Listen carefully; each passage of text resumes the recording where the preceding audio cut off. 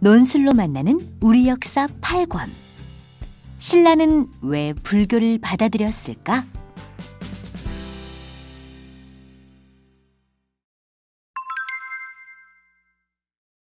이차도는 왜 순교를 했을까? 귀족들이 물러간 지 한참이 지났는데도 버풍왕은 편전에 그대로 앉아 있었습니다. 예상대로 귀족들의 반대가 만만치 않구나. 하긴 왕권을 강화하려는 내 속마음을 그들도 눈치챘겠지. 정녕 내 편이 되어줄 사람은 없단 말인가. 그때 문 밖에서 소리가 들렸습니다. 폐하, 이차돈이 뵙기를 청하옵니다. 들라하라. 폐하께서 불교를 국교로 정하셨다고 들었사옵니다. 이차돈, 너도 안 된다는 말을 하러 온 것이냐? 아니옵니다. 저는 폐하의 뜻에 따를 것이옵니다. 그리고 제게 불교를 받아들일 좋은 방법이 있사옵니다. 오, 그것이 무엇이냐? 폐하, 저는 내일 천경림에 가서 절을 지을 준비를 하겠사옵니다. 천경림이라면 귀족들이 하늘신을 모시는 곳이 아니냐? 버풍왕은 깜짝 놀라며 말했습니다. 예, 그러하옵니다. 그걸 알면서 그곳에 절을 짓겠다는 것이냐? 만일 귀족들이 이 사실을 알면 가만히 있지 않을 것이다. 이차도는 말을 계속 이어갔습니다. 예, 바로 그것이옵니다. 그때 저는 폐하께서 이곳에 절을 지으라고 명하셨다라고 하겠사옵니다. 뭐라? 내가 그런 명령을? 예, 그러면 화가 난 귀족들이 폐하께 달려와서 어찌된 일이냐고 여쭐 것입니다. 그때 폐하께서는 그런 명령을 내린 적이 없다 하시옵소서. 그리고 제가 거짓말한 것에 크게 노하시며 그들 앞에서 저의 목을 치시옵소서. 버풍왕은 깜짝 놀라 물었습니다. 그건 또 무슨 말인가? 목을 치라니? 폐하께서 제 목을 치는 순간 기적이 일어날 것이옵니다. 그러면 폐하께서는 이 기적은 불교를 받아들이라는 부처의 뜻이다 라고 하시면서 불교를 국교로 공인하시옵소서. 하지만 버풍왕은 고개를 흔들며 말했습니다. 내 말대로 기적이 일어난다 해도 목숨을 해하는 것은 안 된다. 불교의 가르침은 짐승의 생명조차도 귀하게 여기라는 것이다. 그런데 불교를 받아들이려고 내 목숨을 거두라는 것이냐? 폐하, 이대로는 절대 불교가 신라의 국교가 되지 못할 것이옵니다. 이 미천한 몸을 바쳐서 폐하께서 진골 귀족을 누르고 왕권을 강화하실 수만 있다면 신은 기쁘게 죽을 것이옵니다.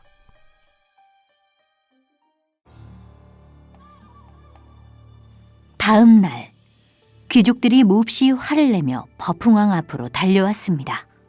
폐하, 어찌 이러실 수가 있사옵니까? 천경님의 나무를 베어내고 절을 지으신다니요? 이차돈이 결국... 버풍왕은 아무것도 모르는 척 시치미를 떼었습니다. 대체 그것이 무슨 말이오? 이차돈이 지금 폐하의 명이라며 천경님의 나무를 베어내고 있습니다. 버풍왕은 화난 척 호통을 쳤습니다. 뭐야? 당장 이차돈을 잡아오도록 하라! 얼마 후 이차도는 왕의 앞에 끌려왔습니다. 네 이놈! 내 놈이 감히 천경림의 나무를 베고 절을 지으려고 하다니! 더군다나 왕명이라고 거짓말까지 하였으니 용서할 수 없다! 여봐라! 당장 저놈의 목을 치도록 하라! 그러자 이번에는 이차돈이 모두가 들으란 듯이 큰 소리로 말하였습니다. 폐하, 제 목은 치셔도 좋사옵니다. 하지만 만약 제가 죽을 때 기이한 일이 일어난다면 그것을 부처의 뜻이라 여기시고 불교를 신라의 국교로 받아들이시옵소서. 저게 다 무슨 소리냐? 아이 그러게. 귀족들은 웅성거렸고 버풍왕은 크게 소리쳤습니다. 시끄럽다. 여봐라, 당장 저놈의 목을 쳐라. 버풍왕의 명이 떨어지자 시퍼런 칼날이 이차돈의 목을 지나갔습니다. 이차돈의 머리는 멀리 날아갔고 그때 모두의 눈앞에는 믿지 못할 일이 벌어졌습니다. 머리가 잘려나간 이차돈의 목에서 붉은 피가 아닌 우유와 같은 하얀 피가 기둥처럼 치솟았던 것입니다. 저게 뭐란 말인가? 사람의 피가 흰색이라니! 그리고 하늘이 갑자기 컴컴해지며 꽃비가 내리기 시작했습니다. 아니, 대낮에 하늘이 갑자기 컴컴해지고 꽃비가 내리다니! 하지만 그것이 끝이 아니었습니다. 아, 지진이다! 땅이 흔들리며 사람들이 휘청거렸습니다. 모두가 우왕좌왕하고 있을 때에 2명의 병사가 헐레벌떡 뛰어들어왔습니다. 폐하, 냇물이 모두 말라 그 안에 있던 물고기와 자라가 밖으로 뛰쳐나오고 있다고 합니다. 폐하, 산에 있는 모든 나무들이 쓰러져 원숭이들이 떼지어 울고 있다고 합니다. 그 말을 들은 귀족들은 뜨끔하였습니다. 나무가 쓰러진 것은 그곳에 절을 지으라는 부처님의 뜻이 아닐까? 귀족들이 웅성거릴 동안 버풍왕은 말없이 눈물을 흘리고 있었습니다.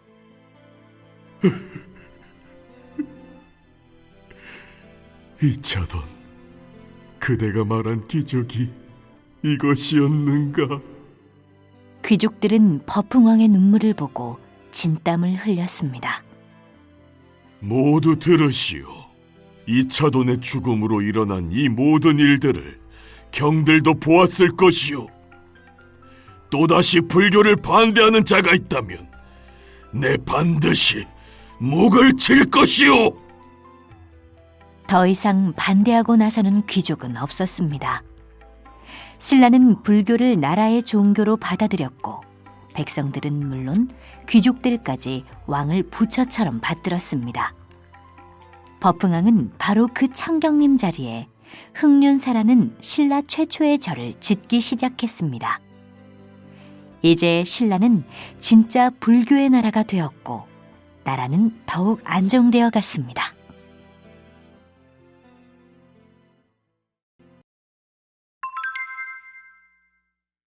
불교를 받아들인 신라는 어떻게 되었을까? 540년 버풍왕의 뒤를 이어 제24대 진흥왕이 왕위에 올랐습니다. 진흥왕은 대궐을 넓게 지어 귀족들과 백성들에게 왕의 힘이 얼마나 강해졌는지 자랑하고 싶었습니다. 여봐라, 월성의 동쪽에 커다란 새 궁궐을 짓도록 하여라. 진흥왕의 명이 떨어지자 신라 왕실은 거대한 궁을 짓기 위한 준비를 시작하였습니다. 어느 날 진흥왕이 새 궁궐터 근처를 지나갈 때였습니다. 갑자기 하늘에서 빛이 번쩍하면서 무엇인가가 나타났다 사라졌습니다. 진흥왕은 방금 자신의 눈으로 본 것을 믿을 수가 없었습니다. 방금 나타난 것이 황룡이 맞느냐? 예, 폐하, 분명 황룡이었사옵니다. 그런데 새 궁궐터에 왜 황룡이 나타난 것일까? 폐하, 심려치 마시옵소서.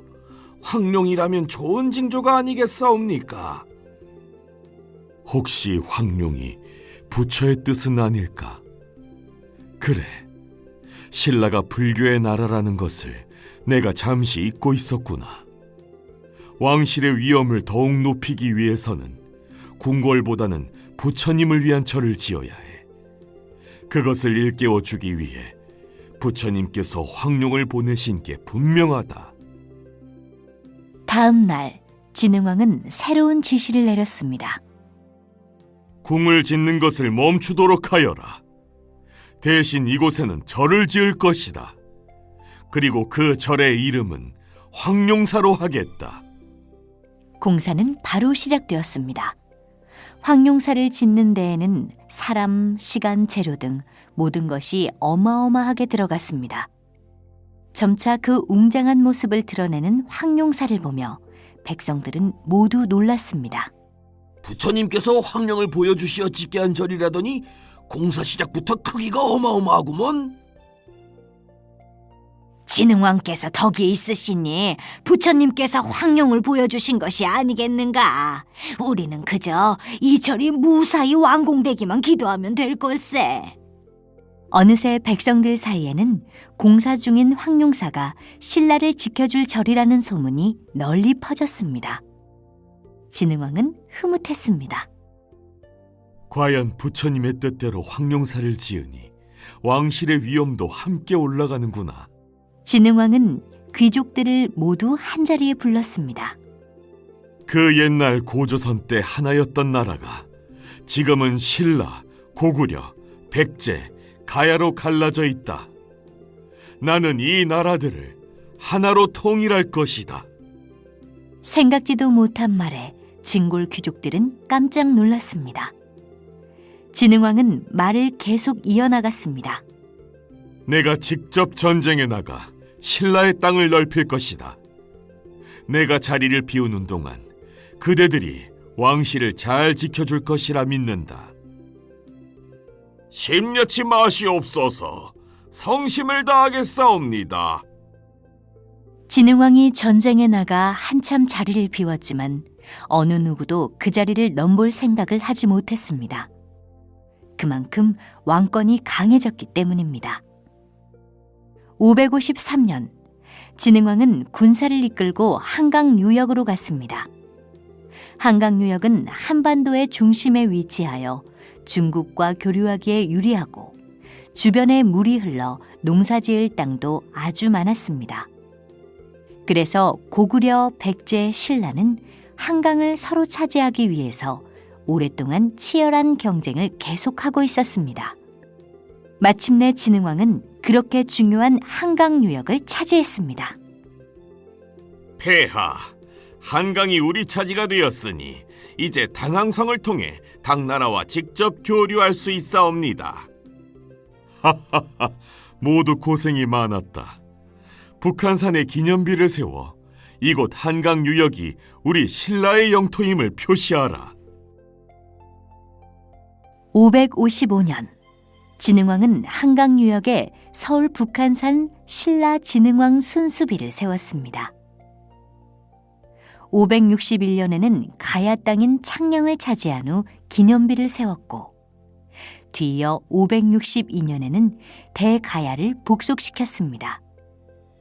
그렇게 해서 고구려, 백제, 신라, 가야, 사국으로 나뉘어 있던 우리 민족은 고구려, 백제, 신라, 삼국이 되었습니다. 이제 남은 것은 고구려와 백제다. 진흥왕은 568년에는 동북지방까지 차지하고 마온령 신라 진흥왕 순수비와 황초령 신라 진흥왕 순수비를 세웠습니다.